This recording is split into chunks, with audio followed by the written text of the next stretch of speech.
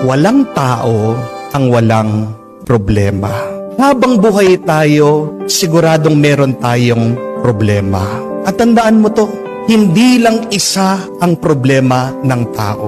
Habang nabubuhay tayo, magkakaroon at magkakaroon ka ng mga problema. Pero bakit ka napapagod? Bakit ka na-stress? Bakit ka nabibigatan? Kasi gusto mo, lahat ng problema mo, magkaroon na agad ng kasagutan. Magpasalamat ka, may problema ka. Ibig sabihin, meron kang gagawin dito sa mundo.